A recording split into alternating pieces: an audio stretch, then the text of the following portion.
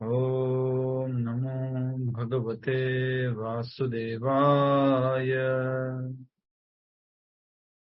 ओम नमो भगवते वासुदेवाय।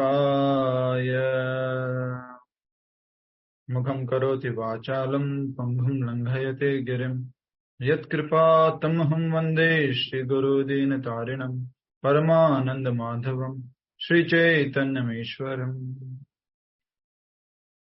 हरे कृष्ण। एकं शास्त्रं देवकी पुत्र गीतम् एको देव देवकी पुत्र एव एको मन्त्रस्य तस्य नामानि यानि कर्माप्येकं तस्य देवस्य सेवा।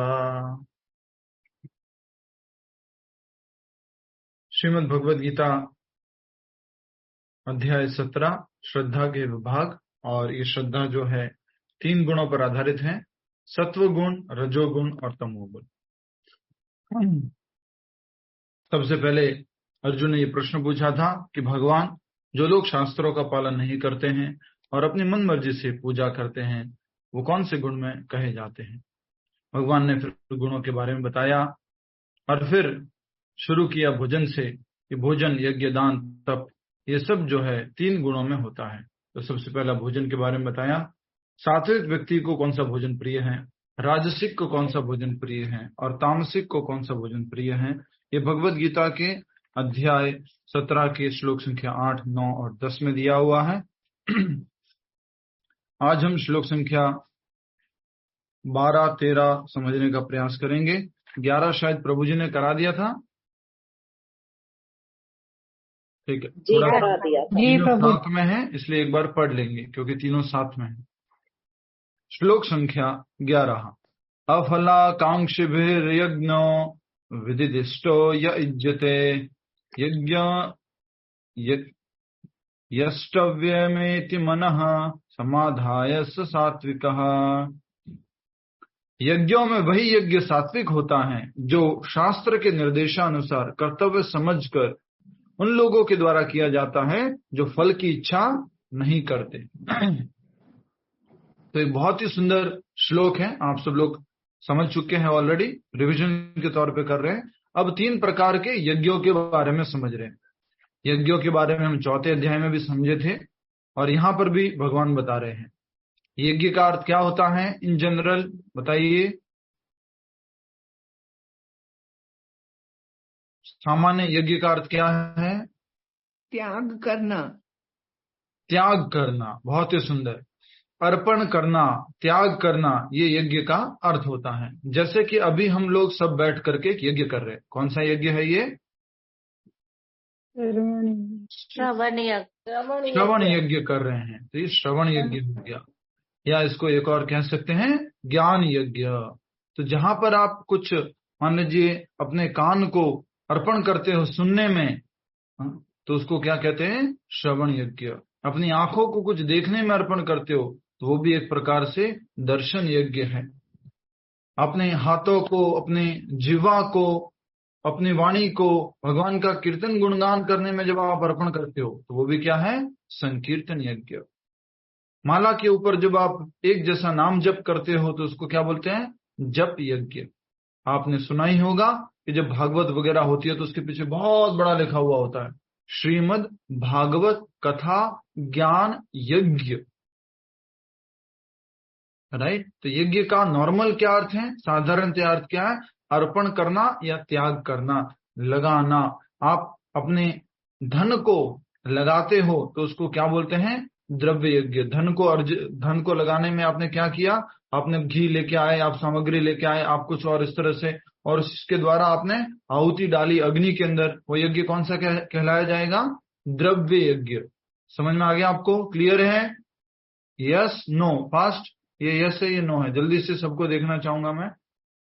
ठीक है, तो क्लियर होना चाहिए। कई बार हम कंफ्यूज हो जाते हैं, भगवान यज्ञ शब्द उपयोग कर रहे हैं। जनरली हम यज्ञ से क्या समझते हैं? अग्नि जलती है, उसमें आहुति डाली जाती है, एक प्रकार के यज्ञ के बारे में जानते हैं। लेकिन 4th चैप्टर में हमने अलग अलग यज्ञ के बारे में समझा। तो यहां पर कहा जा रहा है सात्विक यज्ञ कौन सा होता है। इंपॉर्टेंट शब्द लिखना है इस श्लोक के लिए, तो लिखना है अफलाकांक्षिभिर। अफलाकांक्षिभिर।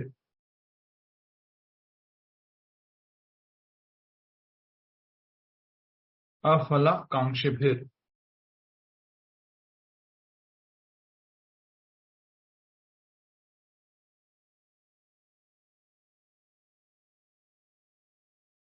क्या अर्थ हो गया इसका अफलाकांक्षिभिर का?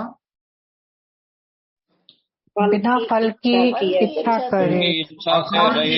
बिना फल की इच्छा किए जो अर्पण करते हैं, जो त्याग देते हैं, उनको कहा जा रहा है। ठीक है, तो यज्ञों में वही यज्ञ सात्विक होता है जो शास्त्र के निर्देशानुसार कर्तव्य समझकर। पहला कैसे होना चाहिए? शास्त्रों के निर्देशानुसार। इस बात को सब में कॉमन कर लीजिएगा। और आपको टेबल बनवाई थी, याद है आपको? टेबल बनवाई थी, याद है आपको? सबसे पहले भोजन का था, उसके बाद यज्ञ, दान, तप, इन सब का था। तो आप लिख सकते हो उस टेबल में ये बिंदुओं को। यज्ञ सात्विक कौन सा हो गया? शास्त्रों के निर्देशानुसार और कर्तव्य समझकर किया जाना चाहिए और फल की इच्छा नहीं होनी चाहिए। त्याग और दान में ज्यादा फर्क कह सकते हैं क्या?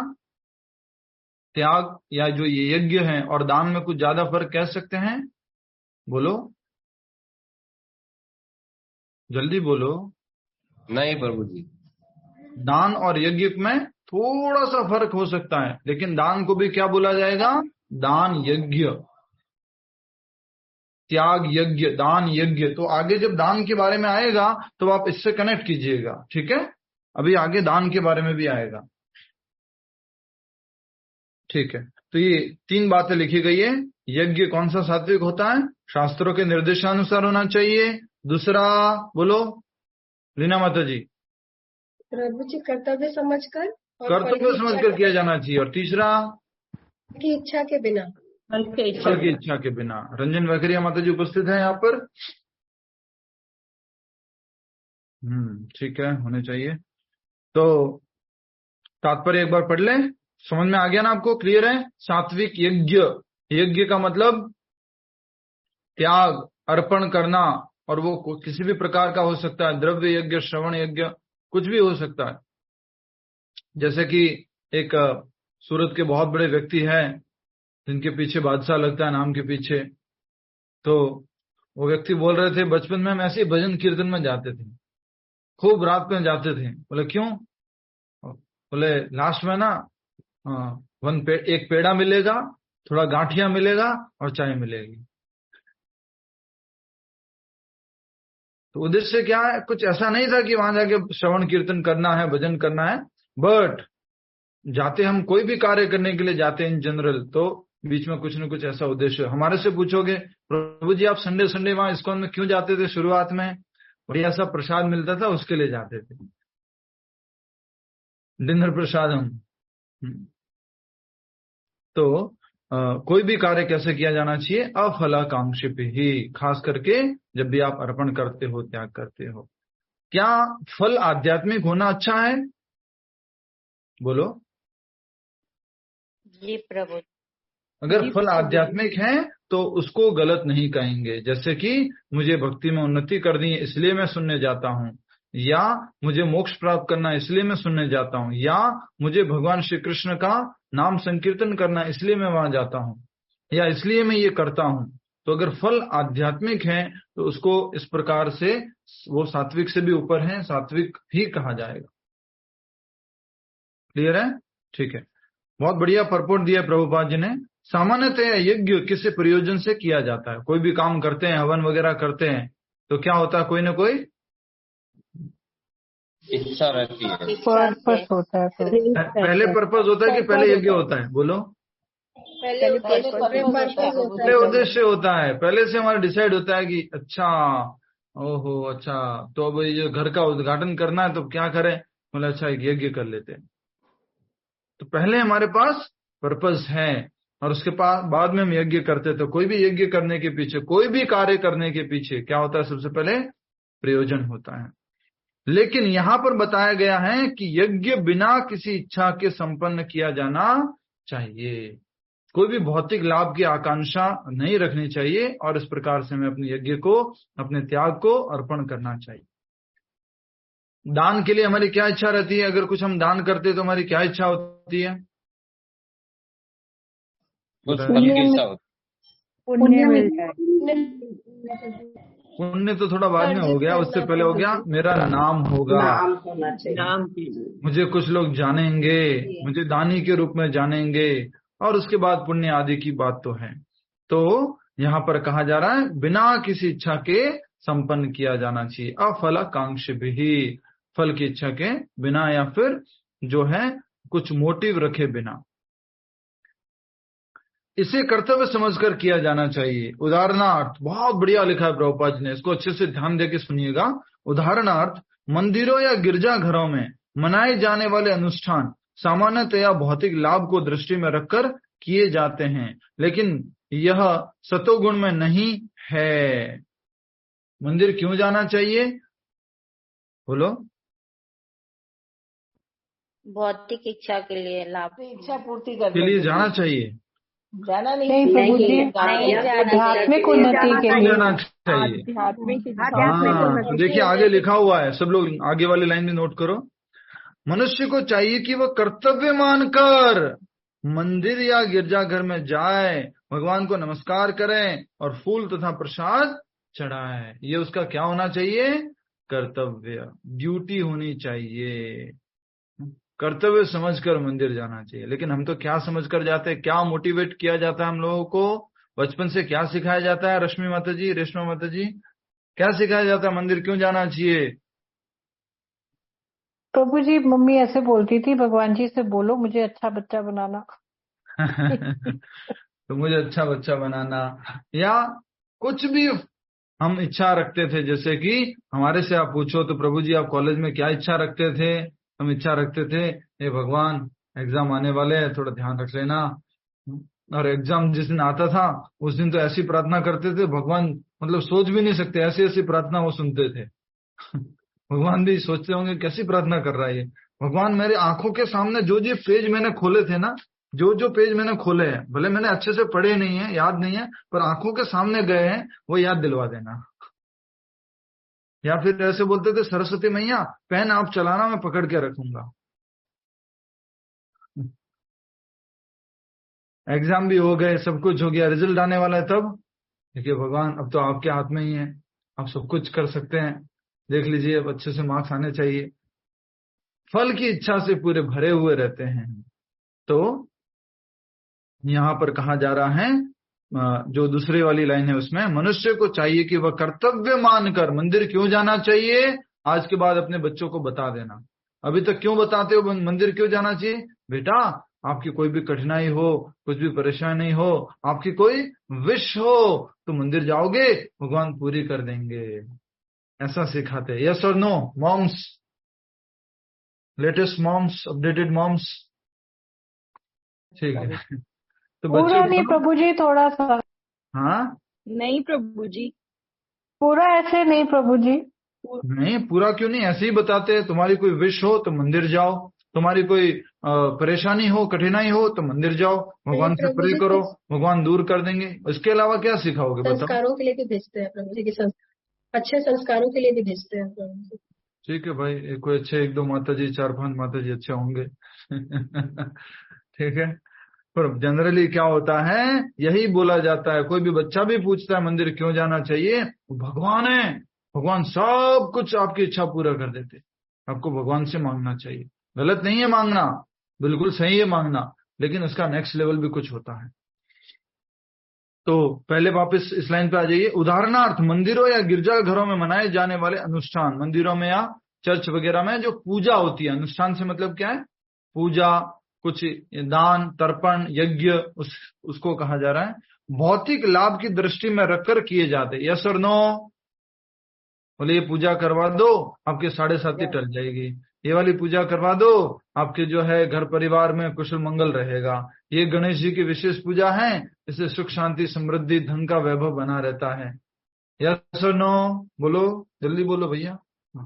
और अभी तो बहुत ज्यादा है, सीधा सीधा पंडित जी बोलते हैं, एंट्रेंस पे लिखा हुआ होता है, अगर मंदिर में पंडित जी के वगैरह कुछ काउंटर वगैरह है तो धन के क्या लक्ष्मी के अभाव से ग्रसित हो, अगर किसी रोग से पीड़ित हो, अगर पति पत्नी में कलह है, अगर कुछ बड़ा घर चाहते हो, विदेश यात्रा में समस्या है, ये पूजा करवाए, ये कुछ करे, अलग अलग प्रकार से बोलते हैं। तो यही कहा जा रहा है कि सामान्यतया लोग जो मंदिरों में भौतिक लाभ के लिए जाते हैं, भौतिक जो अनुष्ठान करवाते हैं, उनके पीछे भौतिक दृष्टिकोण रहता है। लेकिन ऐसा मंदिर जाना सतोगुणी नहीं है। पर जाना जो चाहिए कि नहीं चाहिए, इसके लिए बोलो बोलो बोलो बोलो। जाना चाहिए। मंदिर तो जाना चाहिए प्रभु। मंदिर तो जाना ही चाहिए, भले प्रभु। मांगने के लिए जाओ, भले भौतिक इच्छा के लिए जाओ, लेकिन जाओ। एक दिन न एक दिन ऐसा आएगा जब जो है इस भौतिक इच्छा से आप मुक्त हो जाओगे। काम सर्व काम व मोक्ष काम व उदार दी तीव्रेण भक्ति योगे ना यजते है परम पुमान। अगर आप कोई भी इच्छा लेके जा रहे हो, अकाम बिना इच्छा के, काम कुछ इच्छा के, सर्व काम बहुत सारी इच्छा के, मोक्ष मोक्ष काम मोक्ष की इच्छा से, किसी भी इच्छा से भी अगर आप भगवान के पास जा रहे हो तो एक न एक दिन आएगा जब आप परम लक्ष्य तक पहुंच जाओगे। जो ध्रुव है वो भौतिक इच्छा से गया था। चोर जो था वो एक जिसने भागवत कथा सुनी थी और कृष्ण के गहनों के बारे में सुना था, वो भी भौतिक इच्छा से गया था, लेकिन उसकी भौतिक इच्छा समाप्त हो गई थी। आप में से कितने प्रभु जी हैं, कितने माता जी हैं जो इतने समय से क्लास अटेंड कर रहे हैं। अब खास करके पहले नंबर पे वो बोलना, अब तो ये भी याद नहीं कि लास्ट टाइम भगवान से क्या मांगा था। ऐसा कोई है? प्रभु जी गृहस्थ में रहते, एटलीस्ट बच्चों के लिए, पति के लिए तो मांगना पड़ता है ना। प्रभु जी सिर्फ बच्चों के लिए अपने लिए नहीं मांगते कभी भी प्रभु जी। yes. आपकी भी एक ऐसी स्टेज आएगी। चलो ठीक है, नेक्स्ट लेवल पे बढ़ते हैं।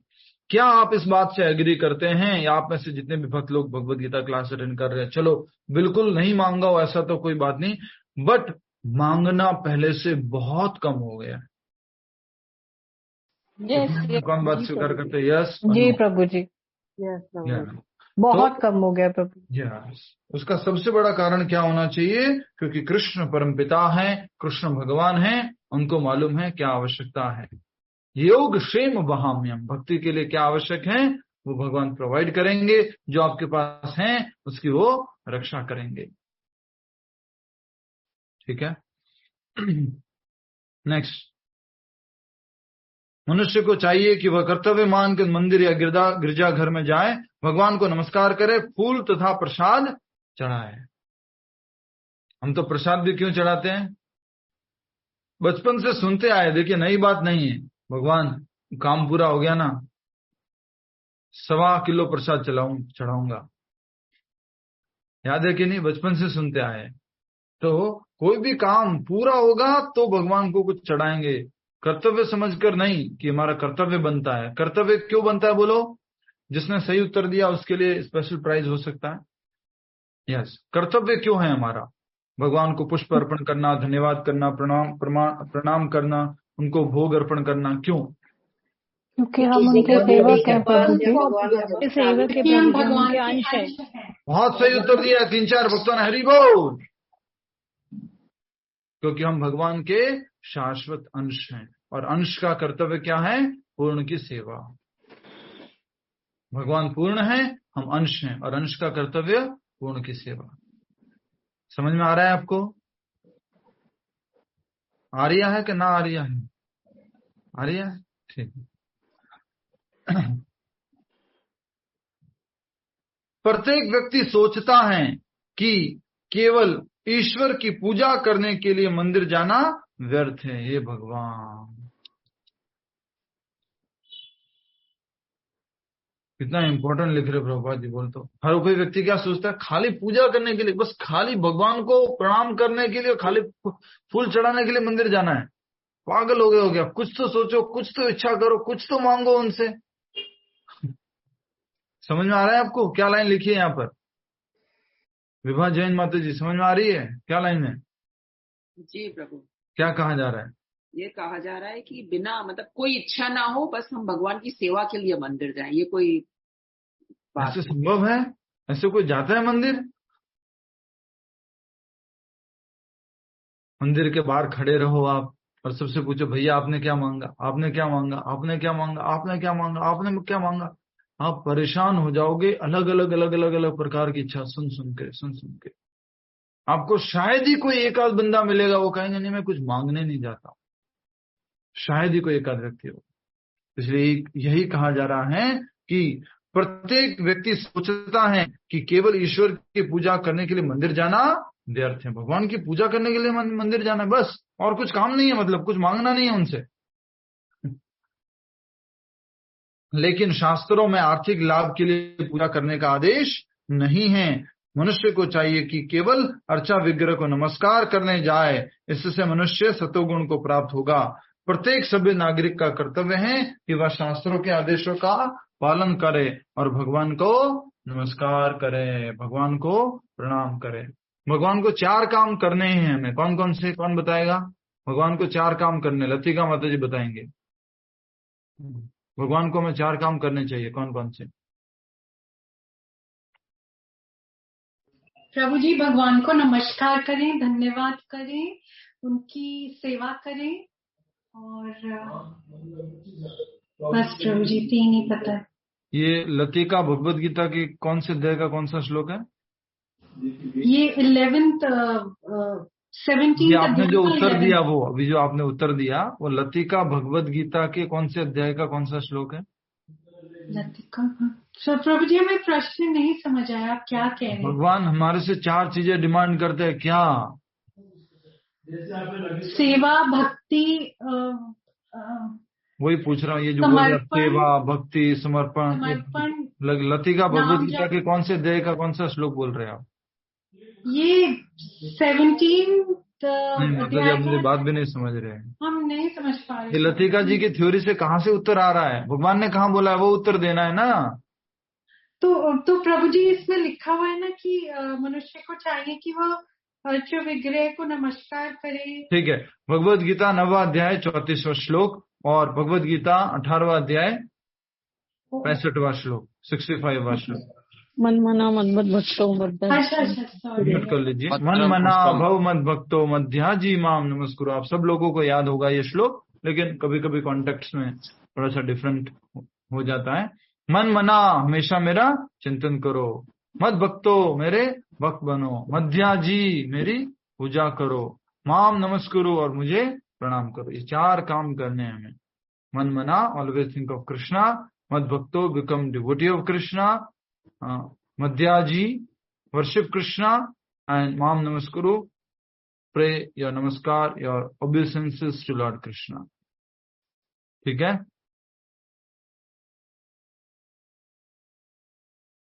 ओके। तो ये 4 काम भगवान कहते हैं, तो मंदिर जाना चाहिए कर्तव्य समझ करके और भगवान को ये 4 कार्य करने के लिए। लेकिन शास्त्रों में आर्थिक लाभ के लिए पूजा करने का आदेश नहीं है, पर ये उस व्यक्ति के लिए जो भक्ति में बहुत आगे बढ़ना चाहता है, जो कर्मी व्यक्ति है, जो भौतिक लाभ चाहता है, धन संपत्ति चाहता है, कर सकता है वो। मनुष्य को चाहिए कि केवल अर्चा विग्रह को नमस्कार करने जाए, इससे मनुष्य सतोगुण को प्राप्त होगा। प्रत्येक सभ्य नागरिक का कर्तव्य है कि वह शास्त्रों के आदेशों का पालन करें और भगवान को बोलो क्या करें? नमस्कार करें। कैसे नमस्कार करें? पंचांग दंडवत प्रणाम और माता जी लोग पंचांग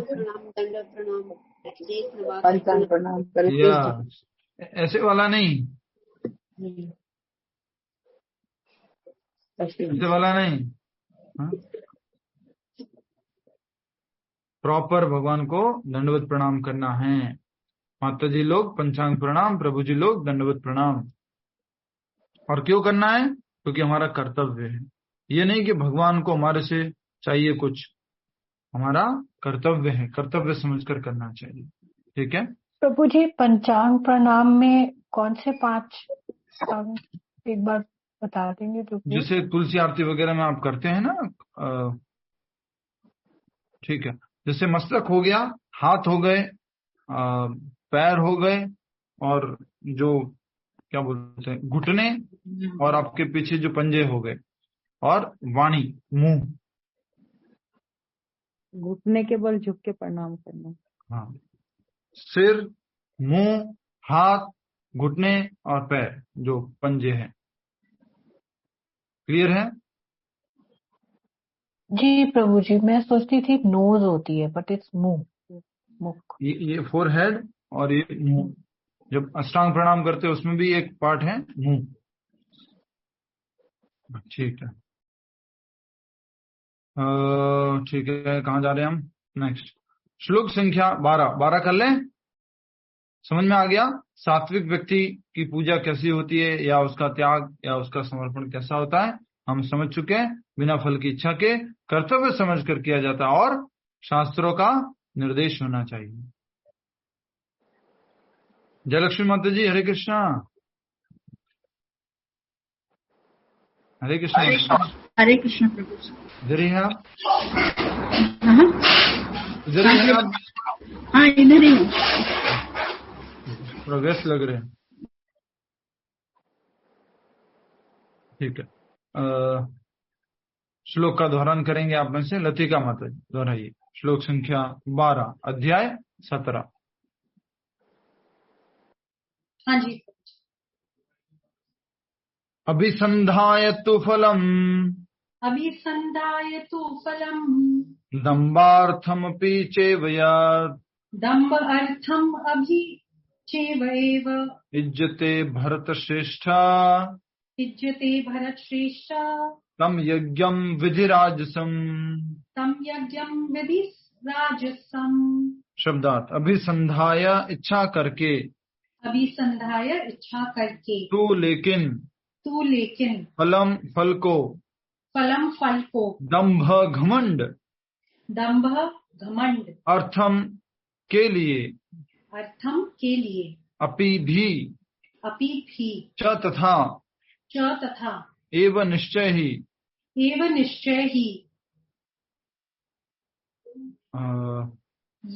यत जो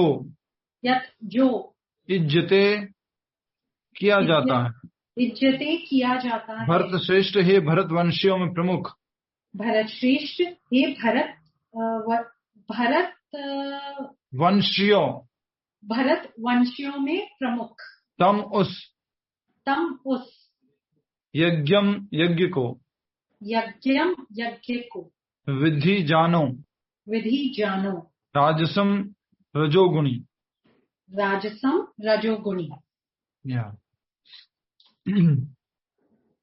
तो अनुवाद तथा तात्पर्य शिल प्रभुपाद जी द्वारा। शिल प्रभुपाद की जय। अनुवाद द्वारा ये, लेकिन हे भरत श्रेष्ठ, जो यज्ञ किसी भौतिक लाभ के लिए, या गर्ववश किया जाता है, उसे तुम राजसी जानो। यस, देख सकते हैं आप,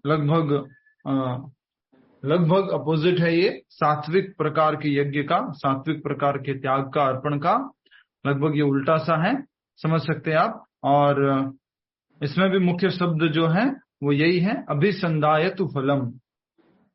पहले में था अफलाकांक्ष भी, इसमें अभिसंधायतु फलम। और जो आपने टेबल बनाई है उसमें सारे पॉइंट्स लिख लीजिएगा। आप में से कितने लोग टेबल बनाए हैं? Raise your hand. कितने लोग टेबल बनाए हैं? बहुत कम लोग बनाए हैं। ठीक है, जिन्होंने बनाई है बहुत अच्छी बात है, बाकी मुझे नाराज नहीं होना चाहिए बाकी लोगों ने जिन्होंने नहीं बनाई है, कोई बात नहीं, अच्छी बात है। प्रभु जी कब बनवाया था ये टेबल आपने? श्लोक संख्या 8 में, 8 या 7 में।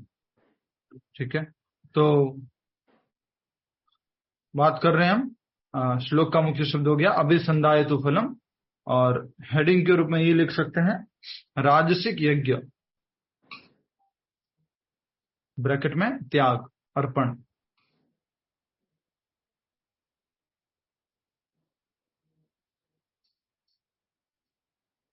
राजसिक यज्ञ। जितने भी भक्त लोग आए हैं एक बार फिर से उनका स्वागत है, जो पहली बार आए उनका भी स्वागत है। कुछ समझ में नहीं आ रहा तो पूछने का आपका अधिकार है। प्रतिदिन ये कार्यक्रम होता है, समय पर शुरू होता है, लगभग 3:05 पर प्रार्थना मंत्र शुरू हो जाते हैं, और उसके बाद में 3 बज जाती है। तो आप टाइम पर ज्वाइन करें, 2:55 पर ज्वाइन करने की कोशिश करें। तो उससे पहले ऑडियोज वगैरह प्ले करते हैं और आप जो भी पढ़ते हैं सुनते हैं उसको एक बार पहले भी रिवाइज करके आप आए क्लास में। कोशिश करें आपका वीडियो ऑन रहे क्लास में, हम आपके ऊपर पर्सनली ध्यान दे पाएंगे इस क्लास के अंतर्गत। इवन तो हम कुछ चार्ज नहीं कर रहे आपसे, फिर भी आपका पर्सनली ध्यान देंगे। ठीक, तो कहा जा रहा है कि लेकिन हे भरत श्रेष्ठ, जो यज्ञ किसी भौतिक लाभ के लिए या गर्ववश किया जाता है उसे तुम राजसी समझो। अभिसंधाय तु फलम, फल की इच्छा करके, दंभार्थमपि चेवयत, और कैसे किया जा रहा है? दंभ के साथ में, घमंड के साथ में किया जा रहा है। इज्जते भरत श्रेष्ठ, किया जाता है हे भरत श्रेष्ठ, तम यज्ञ विद्धि राजसम, ऐसा यज्ञ कौन सा है? राजसिक यज्ञ है। तो 2 बातें बोली गई हैं। कौन कौन से 2 बिंदु? पिछले वाले में 3 बिंदु थे, शास्त्रों के अनुसार और कर्तव्य समझकर और बिना फल की इच्छा के। इस वाले श्लोक में 2 बिंदु है। यज्ञ को भौतिक लाभ के लिए या फल की इच्छा के लिए किया जाता है। गर्ववश। हाँ जी, गर्ववश। हाँ, भौतिक लाभ की इच्छा से किया जाता है। पहला बिंदु ये लिखिए। पहला बिंदु क्या है? भौतिक लाभ की इच्छा के लिए किया जाता है। दूसरा बिंदु क्या है? गर्ववश किया जाता है।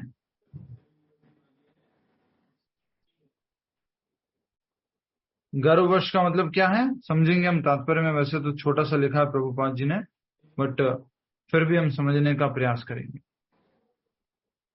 अभी कोई लेटेस्ट मूवी रिलीज हुई है ना, 72 क्या है, रिलीज होगी वो? हमारे प्रभु जी का प्रवचन है। ओके प्रभु जी, 72 हो रहे। 72 हूरे, स्वर्ग में मिलने वाली अप्सराएं। मैं वैसे क्लास में कह चुका हूँ, बट मुझे बड़ी खुशी हुई जानकर कि वास्तव में लगभग बराबरी है। जिसको वो पूजते हैं, जिसको वो भगवान मानते हैं, वो और कोई नहीं है, शायद इंद्र के बराबर ही कुछ पोजीशन वाला है, और स्वर्ग लोक तक ही सीमित है वो लोग।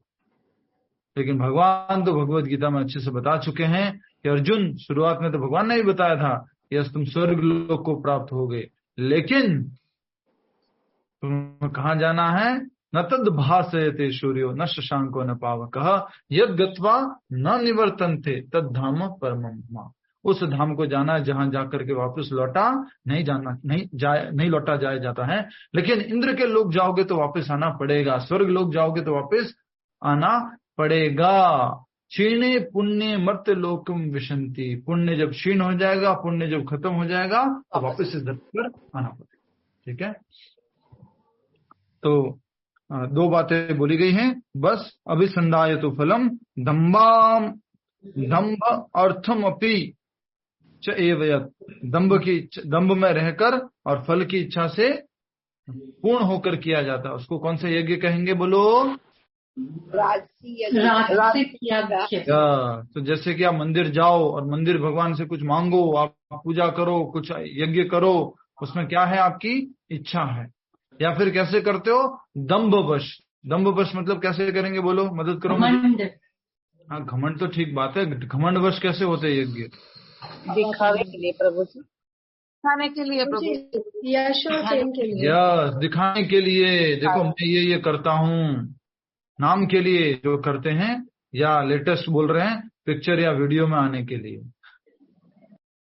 आजकल तो सब कुछ ऐसे ही हो गया है ना, कहीं कुछ पूजा भी करो, अर्चना भी करो, कुछ भी करो, सबका फोटो पाड़ना भाई, फोटो पाड़ना, कुछ भी हो, हर एक कार्य बस फोटो फोटो फोटो फोटो वो कार्य भी ठीक से हो नहीं पाता, इधर देखो फोटो में देखो। हाँ, और आप करना भी चाहो और प्रोफेशनल कैमरामैन को अगर आप हायर किया हुआ है, ठीक है, और कुछ पूजा हो रही है, कुछ हो रही है, सर थोड़ा सा इधर देखिए ना, सर थोड़ा इधर कीजिए ना, सर थोड़ा इधर कीजिए ना, नहीं हो पाता है। कभी कभी हम भी कराते हैं, फोटो खिंचवाते हैं, मतलब जब हम ग्रुप चैंटिंग करवाए, मान लीजिए आप सब लोगों को ग्रुप चैंटिंग करवाया, तो चैंटिंग करवाने की फोटो होनी चाहिए, ऐसी मन में इच्छा रहती है। लेकिन फिर हम क्या करते हैं, माला पूरी हो जाती है ना, उसके बाद सबसे बोलते हो थोड़ा 5 बार और कर लो, एक बार वो फोटो खींच रहा है।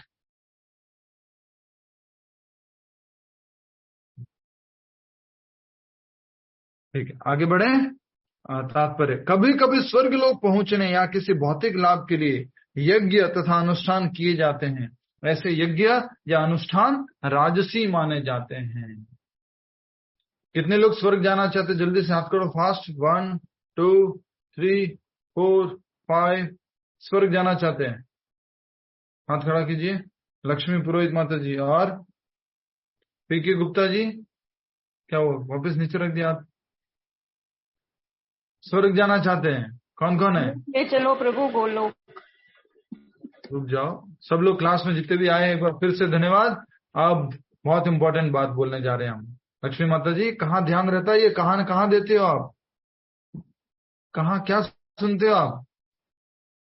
मनुष्य जन्म का उद्देश्य क्या है? गोलोक, वृंदावन, मोक्ष। स्वर्ग तो इस भौतिक जगत में ही है। स्वर्ग तो इस भौतिक जगत में और सुविधाओं का स्थान है, जहाँ अच्छी सुविधाएं मिलती हैं, अच्छा भोग करने का होता है। क्या हमें वहां जाना है? नहीं, वहां जाकर के फिर नीचे गिरना पड़ता है। हम सब लोग स्वर्ग जाने के इच्छुक नहीं है। स्वर्ग और मोक्ष में, गोलोक में, वैकुंठ में फर्क है। किसी की मृत्यु हो जाती है तो आप लोग क्या कहते हैं? स्वर्गवासी। अरे स्वर्ग जाएगा, वापस आना पड़ेगा। मुक्ति और स्वर्ग बराबर नहीं है, कई बार क्लास में समझा चुके हैं, फिर से बता रहा हूं। मुक्ति जब आप भौतिक बंधन से मुक्त होकर के, तीनों गुणों से मुक्त होकर के जब आप आध्यात्मिक जगत में जाते हो, उसको मुक्ति कहते हैं। लेकिन देवी देवता लोग भी तीनों गुणों के अंतर्गत आते हैं, तो स्वर्ग मोक्ष नहीं है। स्वर्ग तो भौतिक भोग का एक उत्तम स्थान है, ठीक है, जहां पर 72 हूरें रहती हैं। थोड़ा सा जो करने के लिए बोल रहा हूं। कैसे, क्या मालूम कैसे कॉन्सेप्ट बनाया, मालूम नहीं। चलो थोड़ा भी सोचो, मान लीजिए थोड़ा सोचो आप, मान लीजिए 72 हूरें हैं, कुछ आप करोगे, कुछ सेक्रीफाइस करोगे, किसी का मर्डर करोगे, सुसाइड बॉम्बर बन जाओगे, तो क्या 72 हूरें या जो भोग है या जो भी जन्नत जिसको बोलते हैं, वो मात्र पुरुषों के लिए है? स्त्रियों के लिए क्या है? मान लीजिए जस्ट स्त्रियों के लिए क्या है? तो कुछ 72 कुछ क्या बोलेंगे हीरो है। प्रभु जी ये मैंने एक बार आंसर सुना एक वीडियो में, तो उन्होंने कहा कि स्त्रियों के लिए वो हूरों की हेड बनेगी। प्रभु जी वो कह रहे हैं they will go to hell, women will go to hell, that's what they said। बहुत ही गलत फिलोसॉफी है। और मैंने आज ट्रेन में आते आते सोच रहा था, हमारे साथ में दूसरे धर्म के कुछ लोग बैठे थे, तो कहीं ना कहीं मैं ये देख रहा था कि उनकी मूवीज भी शायद अलग तरह की होती है। एक बच्चा मूवी देख रहा था उसमें, और जो हिंदू धर्म है, सनातन धर्म है, उसके बारे में उस मूवी में गलत गलत दिखाया जा रहा, बचपन में ही उनके दिमाग में कुछ भरा जा रहा। तो दूसरा बात हम क्या कह रहे थे कि कुछ कह रहे थे ना, हाँ, अगर परिवर्तन आ सकता है, अगर दूसरा धर्म बदल सकता है, दूसरे धर्म में कुछ चेंज हो सकता है, तो उसकी शुरुआत स्त्रियों से होगी उस धर्म की। ऐसा मेरा अनुभव, ऐसा मेरा आज का विचार कह रहा था जब हम ट्रेन में आ रहे थे। नहीं तो उनको बहुत ही प्रताड़ित किया जा रहा है, उनको बहुत परेशान किया जा रहा है, उनका बहुत शोषण किया जा रहा है, ये बहुत गलत है। कहीं से भी प्रभु जी ईरान में the women have stood up. एक मिनट आप बता दीजिएगा। तो जैसा कि आप लोगों को मैं क्लास में बता चुका हूं, कभी ऐसा मत समझना कि ऊपर एक धर्म का अलग भगवान बैठा है, दूसरे धर्म का अलग भगवान बैठा है, तीसरे धर्म का अलग भगवान बैठा है, सबका अपना अपना दरबार है, सब कुछ अलग अलग लगा हुआ। ऐसा बिल्कुल भी नहीं है। जो वेदों में लिखा हुआ है, भगवद गीता में लिखा हुआ, शास्त्रों में लिखा हुआ, वही है, उसके अलावा कुछ भी नहीं है, उसके अलावा कुछ भी नहीं है। कभी मत सोचना कोई दूसरे नाम के भगवान बैठे हुए, तीसरे नाम के भगवान बैठे हुए हैं। प्रभु जी वो दूसरे धर्म की तो बात अलग छोड़ दीजिए। अपने धर्म में जो निर्विशेषवादी हैं वो इतनी बहस करते हैं ब्रह्म और कृष्ण जी के ऊपर कि वो बर्दाश्त नहीं होती है प्रभु जी, बहुत ज्यादा बहस करते हैं। वो मानते ही नहीं है कि कृष्ण सुप्रीम गॉड है और वो ब्रह्म ही सब कुछ है, ब्रह्म से ही सब कुछ। वो बहुत ज्यादा क्रिटिकल होता है प्रभु जी, वो बर्दाश्त होता है। ठीक बात है। और ये भी आप इस स्थिति तक कैसे पहुंचे मालूम है आपको? बोलो, यहाँ इतनी समझ कैसे है आपको? प्रभु जी आप भगवत गीता पढ़ी प्रभुपाद जी की, प्रभुपाद जी की। नहीं तो जिंदगी में नहीं समझ पाते आप ये निर्विशेषवादी कौन होते हैं, ये मायावादी कौन होते हैं। प्रभु जी शिव जी से I am very happy to hear from you that you understood now that there are people who say the Supreme Lord is impersonal, the Supreme Lord is निराकार। जो परम भगवान है वो निराकार है, परम भगवान जो है वो एक ज्योति है, बिंदु है। ऐसे बहुत सारे लोग हैं। अब आपको थोड़ा बहुत समझ में आ रहा है। Very nice. तो हम यही बात कर रहे थे, अगर परिवर्तन होगा, कुछ होगा तो ऐसा ही है। और किसी और को कोई प्रश्न हो तो इससे संबंधित पूछ लेना। ऊपर अलग अलग दरबार नहीं लगे हुए हैं, ध्यान रख लेना। कुछ मुक्ति जो जिसको मानते हो आप, वहां ऐसे मत समझना ये भगवान यहाँ बैठे हुए, भगवान यहाँ बैठे हुए, भगवान यहाँ बैठे हुए, ऐसा बिल्कुल भी नहीं है। ठीक है, तो ये राजसिक अनुष्ठान हो गए। तो प्रभु जी वो जो बोलते हैं वो कहाँ पे जाएंगे? मतलब वो उसको यहाँ पे ही आना है तो फिर किस तरह से वो आएंगे?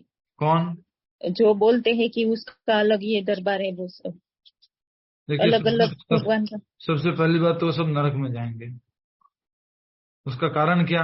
भगवान के नाम पर उनको सुसाइड बॉम्बर बना रहे हैं, भगवान के नाम पर उनको हत्यारा बना रहे हैं, भगवान के नाम पर उनको बलिया चढ़वा रहे हैं। तो सबसे पहले कहाँ जाएंगे वो? हाँ, वो तो नरक में जाए। बेसिकली प्रभु जी वो तमो गुण की पूजा हो गई है, अज्ञान में कर रहे हैं। ये कौन से धर्म में लिखा हुआ है कि अल्लाह खुश हो जाएगा तुम 10 लोगों को मार लो, अपने ऊपर बम लगा के चले जाओ? मुझे किसी का नाम नहीं बोलना था, मुंह से निकल गया। अवॉइड करना है नाम लेना, आजकल बहुत डेंजरस है किसी का भी नाम लेना, कुछ बोलना। तो हमें ध्यान रखना चाहिए कि कैसे कोई व्यक्ति ऐसे बोल सकता है, कैसे कोई ऐसा धर्म हो सकता है। धर्म में दया तो क्या होता है? बोलो, दया, धर्म में दया मूल है, दया धर्म का मूल है। नेक्स्ट क्या लाइन आती है? पाप मूल अभिमान, पाप मूल अभिमान। आगे तुलसी दया न छोड़िए जब तक घट में प्राण। तुलसी दया न छोड़िए। नेक्स्ट लाइन, जगत घट में प्राण, घट में प्राण। घट घट में राम है, घट घट में सांस, क्या बोला? जब तक घट में प्राण, जब तक घट में प्राण। तुलसी दया न छोड़िए जब तक घट में प्राण। ये घट क्या है? ये शरीर है। जब तक इसमें प्राण है दया मत छोड़िए। ठीक है। तो प्रभु जी वो निराकारवादी बोलते हैं कि वो मोक्ष का, तो वो कहाँ जाने का बोल रहे हैं? निराकारवादी जो बोलते, देखिए निराकार में जाना, इस भौतिक जगत से बाहर जाना मोक्ष है। चाहे वो निराकार में जाओ या विष्णु लोक में जाओ या कृष्ण लोक में जाओ, पर इन तीनों में सर्वोत्तम या जो डिफरेंस की बात होती है वो किसकी बात होती है? निराकार ब्रह्म में जाके विलीन हो जाना, हमारा अस्तित्व समाप्त हो जाना, उसको वो लोग बोलते हैं मुक्ति मिल गई। पर ऐसा कभी होता नहीं है, हमारा अस्तित्व समाप्त कभी नहीं होता। जिस प्रकार से एक जो है प्रकाश पुंज के अंदर, सूर्य की रोशनी के अंदर बहुत सारे छोटे छोटे कण होते हैं। लगता तो है एक सूर्य है, पूरा सूर्य की रोशनी आ रही है, लेकिन उस रोशनी में भी क्या होते हैं? छोटे छोटे कण होते हैं। उसी प्रकार से निराकार ब्रह्म में जाके रखे हमारा अस्तित्व खत्म हो जाता है, हमारा आत्मा का जो अस्तित्व खत्म हो जाता है। ये कभी नहीं होता। आत्मा तो शाश्वत है, सच्चिदानंद है, हम लोग शाश्वत है। लास्ट श्लोक कर लेते हैं, फिर और कोई प्रश्न तो पूछिएगा। श्लोक संख्या 13 बोलिए।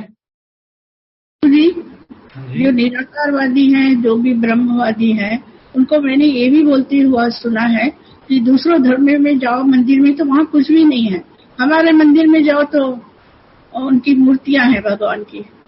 तो ऐसा क्यों बोलते हैं जब वो मानते ही नहीं है उनके आकार? ऐसा कैसे बोल सकते? बोल नहीं सकते। मैंने सुना है बोलते हुए लोगों को कि दूसरे धर्म में जाओ तो वहाँ तो मंदिर में कुछ भी नहीं होता है, हमारे धर्म में जाओ तो मंदिर में जाओ तो भगवान की मूर्तियां इत्यादि होती है। ऐसे कैसे हो सकता? मतलब अच्छा बोलने के लिए बोलते हैं क्योंकि अच्छा समझ गया, दूसरे धर्म का आप बोल रहे हैं, ठीक है। तो ये निराकारवादी लोग, जो ये मायावादी लोग, ब्रह्मवादी लोग, अभी तो इस्कॉन में भी बहुत बड़ा झगड़ा हो गया है। अभी किसी प्रभु जी को बैन कर दिया इसकी वजह से, उन्होंने कुछ बोल दिया, ज्यादा बोल दिया, तो कुछ प्रभु जी को थोड़ा बैन कर दिया गया। सत्य जी प्रभु जी, मैंने सुना, मैंने पढ़ा। प्लीज बोलना मत, नाम मत बोलना, प्लीज प्लीज प्लीज। एक इस्कॉन के प्रभु जी को जो प्रचार करते हैं, ज्यादा बोलते हैं और यूट्यूबर हैं, तो उनको थोड़ा सा बैन कर दिया क्योंकि उन्होंने सत्य पब्लिकली बोल दिया। प्रभुपाद जी ने बोला था ऐसा सत्य का डिस्कस करना है तो ग्रुप में डिस्कस कर लेना, अपने आपस में डिस्कस कर लेना, पर उन्होंने पब्लिकली बोल लिया तो गड़बड़ हो गया है। वो लोग भी बड़े पावरफुल है, अपना नाम ज्यादा रखते हैं, तो उनको कुछ समय के लिए मना किया गया, प्रवचन नहीं देंगे। तो हम बात क्या कर रहे थे? निराकारवादी। निराकारवादी मतलब कौन? रीनल माता जी बोलो। हरे कृष्णा प्रभु जी। हाँ जी। निर्विशेषवादी मतलब कौन? मतलब जो मानते हैं कि अंत समय में वो ज्योति में लीन हो जाएंगे। ठीक है ठीक है ठीक है, अच्छा बताया। मायावादी भगवान को रूप नहीं मानते, भगवान का कोई रूप नहीं मानते हैं, और हम जो आत्मा है वो एक दिन उस निराकार ज्योति में जाकर के विलीन हो जाएगी। ऐसे हो गए मायावादी, निराकारवादी, निर्विशेषवादी, थोड़ा थोड़ा अलग अलग डिफरेंस है, थोड़ा थोड़ा। तो ये लोगों के भी मंदिर होते हैं, मतलब समझ गए ना, इन लोगों के मंदिर होते हैं। कुछ कुछ लोग हैं, एक दो नाम बोल सकता हूं भी। समाजी, आगे वाला वर्ड आप लगा देना, ठीक है। पीछे वाला शब्द मैंने बोल दिया, समाजी, आगे वाला आप शब्द लगा लीजिएगा। आर्य समाजी बोलना नहीं है, ये हद होगी। बोलना होता तो मैं नहीं बोल सकता था क्या? आप ही होशियार हो। कुछ समाजी लोग हैं, कुछ कुमारी वाले लोग हैं, तो समझ गए होंगे आप। ये लोग भी क्या रखते हैं? लक्ष्मी नारायण के विग्रह रखते हैं, ये रखते हैं। और दूसरे धर्मों से, जो अदर धर्म के लोग हैं, दूसरे धर्म, समझ गए आप, धर्म, उन लोगों के लिए क्या कहते हैं? उनके तो मंदिर में कुछ होता ही नहीं है, उनके तो जो भी होता है पूजा का स्थान, उसमें तो कुछ होता ही नहीं है। हमारे तो कुछ स्थान में विग्रह है, कुछ मूर्ति है, लेकिन वो उनके लिए क्या है मालूम है? वो मूर्ति और विग्रह।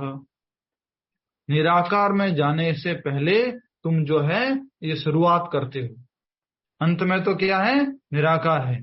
शुरुआत तुम्हारी किससे होती है? इन भगवान के विग्रहों से होती है, मूर्ति आदि से होती है। ये जो विग्रह है, मूर्ति है, राम है, कृष्ण है, ये सब आए कहां से? निराकार से आए। ऐसा बोलते हैं ये मायावादी, निराकारवादी लोग। ठीक है, क्लियर हो गया आपको? ठीक है, आगे वाला श्लोक। जी, खाली सुप्रीम लाइट में मिलने के लिए बोलते हैं प्रभु जी। सुप्रीम लाइट बोलते हैं वो। हाँ, सुप्रीम लाइट, सुप्रीम पावर। मैं क्लास में कई बार बोला हूँ, आपके बच्चों से भी पूछ लो कई बार, do you believe in God? Yes mom, I do believe in God. Next आप पूछोगे हु इज ही, वो कौन है? तो बच्चा उत्तर देगा आपका, yes mom, he is some power, there is some power is there, that is God. फिर आप नेक्स्ट प्रश्न पूछोगे, सम एनर्जी।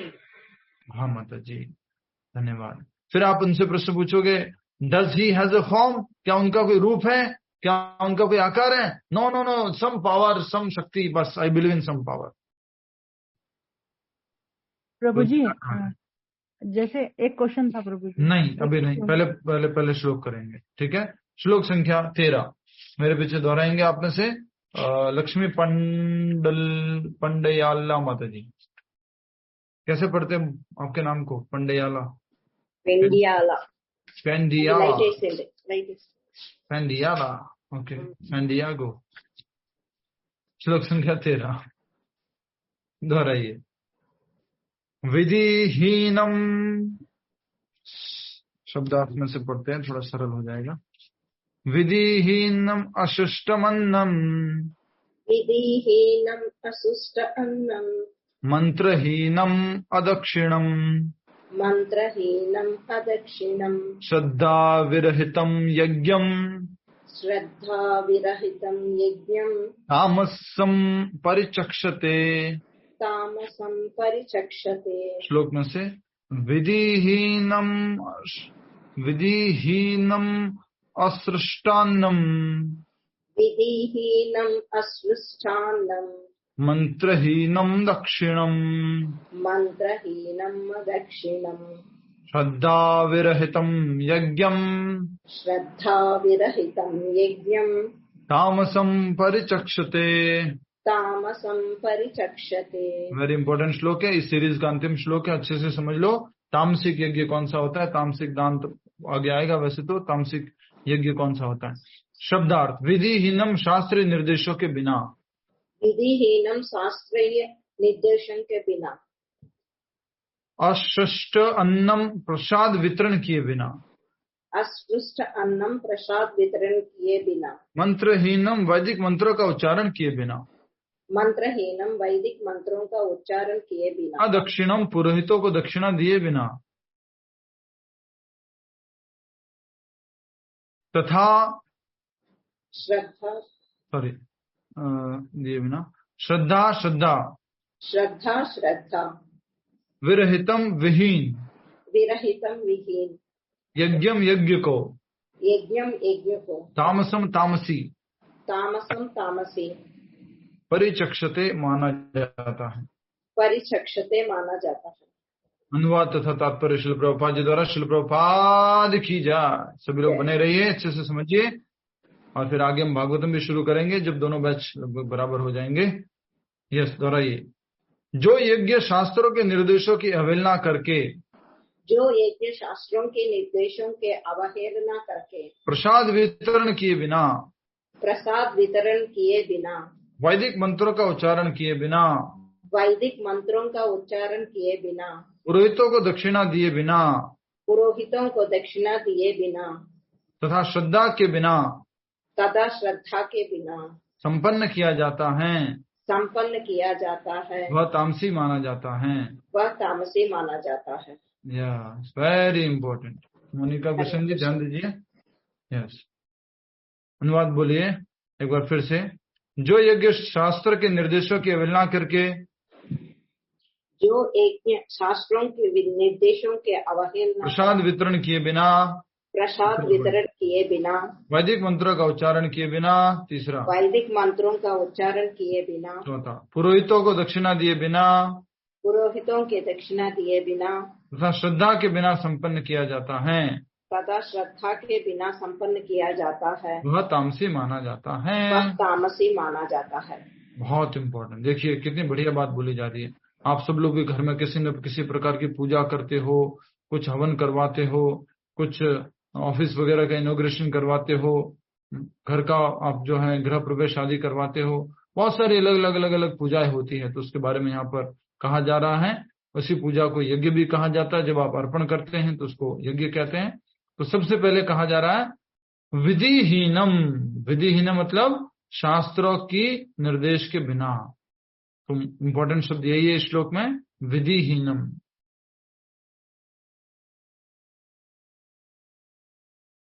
विधिहीनम। तामसिक मतलब बोलो विधिहीनम। विधि कहाँ दी गई होती है? शास्त्रों में प्रभु जी। शास्त्रों में नियम है।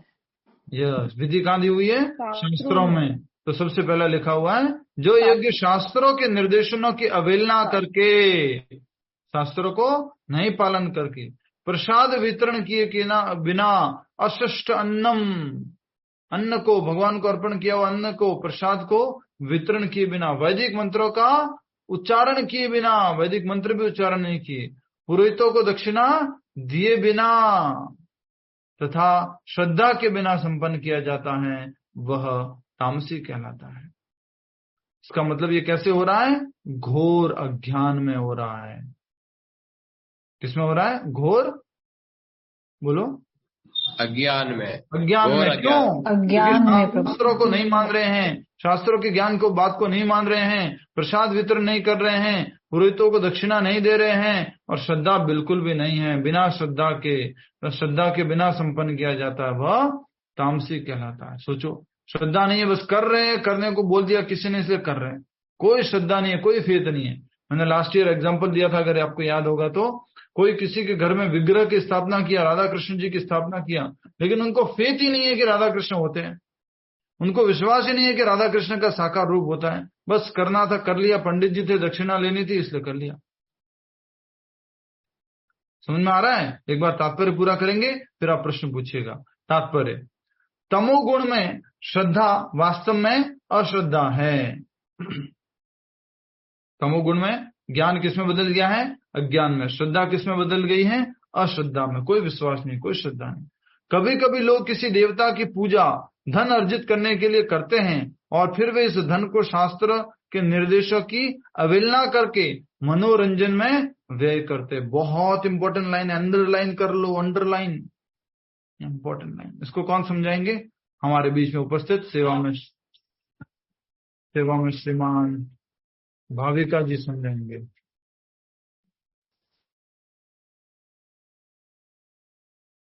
भाविका जी समझाइए। इसका मतलब ये है कि वो लोग है ना जो क्लास की बात कर पाऊंगा। हरे कृष्ण, क्लास की बात करता हूँ जी। बोलिए माता जी। वो लोग जो देवता की पूजा करके जो धन अर्जित करते हैं ना, वो लोग मतलब मनोरंजन में व्यय करते, मतलब कुछ खाने पीने में या ऐसे इसमें व्यय कर देते हैं। ठीक बात है, बहुत अच्छा बताया। तो कभी कभी लोग किसी देवता की पूजा धन अर्जित करने के लिए करते हैं। कभी कभी करते हैं क्या? बोलो बोलो। हमेशा करते हैं। पूजा तो हमेशा ही होती है। पूजा तो हमेशा होती है, पर किसके लिए होती है ये बोल रहा हूँ। कभी कभी नहीं, हमेशा देवता की पूजा इसलिए करते हैं संपत्ति घर कष्ट मिटे तन का मन का अर्थ का। हर कोई देवी देवता या किसी की पूजा करने के पीछे क्या होता है, और खास करके तो लक्ष्मी पूजा दिवाली के टाइम। राम जी तो साइड में। राम जी आप आए थे अयोध्या से, ठीक है साहब, धन्यवाद आपका। ये आपके लिए एक दीपक इधर और एक दीपक इधर साइड में। दीपावली के दिन मुख्य क्या रहेगा? लक्ष्मी पूजा। लक्ष्मी आपसे प्रिय और कौन है? आप ही सबसे इम्पोर्टेंट है। कोई भी देवी देवता की पूजा करते हैं, लक्ष्मी का बहुत मन में रहता है। धन संपत्ति देना, भगवान इतना जरूर देना कि मैं आपको कुछ अर्पण कर पाऊं। भगवान कह रहे हैं उसी में से अर्पण कर दे भाई। नहीं आप थोड़ा ज्यादा देना, उसमें से मैं कुछ अर्पण कर पाऊं। तो बहुत अच्छी बात कही गई है, बहुत अच्छी बात है ये। कभी कभी लोग किसी देवता की पूजा धन अर्जित करने के लिए करते हैं और फिर वे इस धन को शास्त्र के निर्देशों की अवहेलना करके मनोरंजन में व्यय करते। देवी देवता की पूजा की, धन प्राप्त किया और उसको किसमें लगा दिया रिंदल माता जी? मनोरंजन। कैसे, थोड़ा बताओ। मतलब प्रभु जी आध्यात्मिक कार्य में नहीं वो खर्च करते हैं, ऐसे ही मौज शौक में, भौतिक में ऐसे। यहाँ तक कि भगवान से मांगा, देवी देवताओं से मांगा, और किसके लिए उपयोग करते हैं? खेलने के लिए, ड्रिंक्स के लिए, मांसाहार के लिए, पार्टी करने के लिए, डांस करने के लिए। भगवान से मांगा, देवी देवताओं से मांगा, उपयोग किसमें? गलत काम में। बर्थडे किसके यहाँ मनाते हैं? बांके बिहारी मुझको देना सहारा।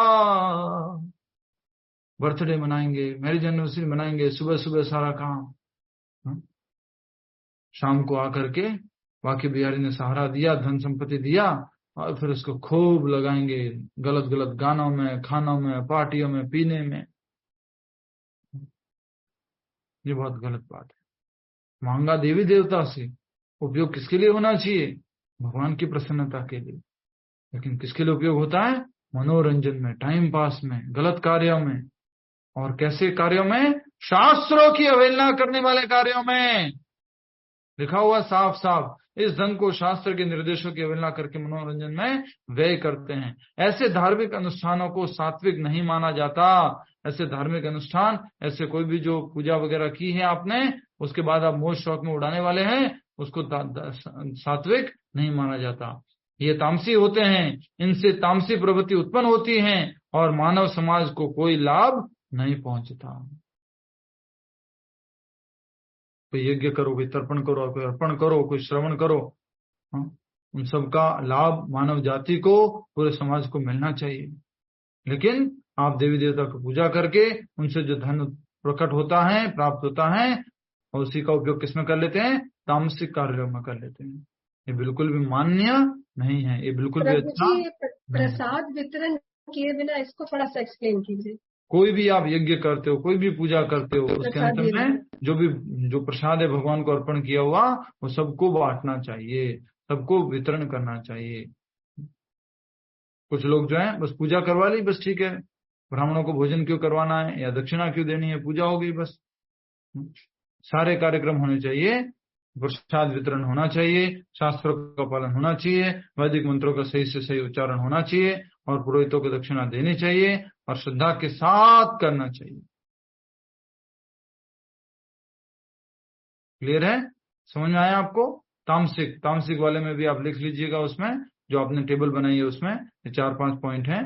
प्रसाद वितरण किए बिना जो होता है, जो वैदिक मंत्रों का उच्चारण किए बिना होता है, पुरोहितों को दक्षिणा दिए बिना होता है, और बिना श्रद्धा के संपन्न होता है, ऐसा जो है यज्ञ कौन सा होता है? बोलो।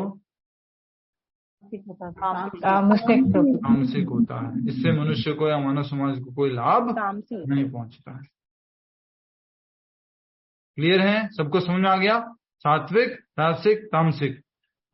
कौन बताएगा? 1 2 3 1 2 3 1 2 3 1 2 3।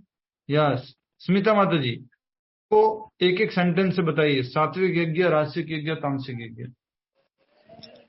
सात्विक यज्ञ प्रभु जी वो भगवान को ये करके उसको मतलब ये किया जाता है भगवान के लिए, बिना किसी फल की आकांक्षा के, सिंपल, बिना फल की आकांक्षा के। हाँ। दूसरा राजसिक यज्ञ कुछ पाने के लिए, यस, फल की आकांक्षा के साथ में जो करते हैं। और तामसिक यज्ञ या मनोरंजन, वो सब शास्त्रों के विधि का पालन किए बिना और मनोरंजन आदि के लिए जो करते हैं, बिना श्रद्धा के। बिना श्रद्धा के। ठीक है, समझ में आ गया? प्रश्न उत्तर करेंगे, और बहुत इंपॉर्टेंट है प्रश्न उत्तर करना आज तो। और एकादशी का दिन है, अधिक से अधिक माला जप कीजिएगा। आज सब लोग ऑनलाइन माला जप करने का भी कार्यक्रम रखेंगे।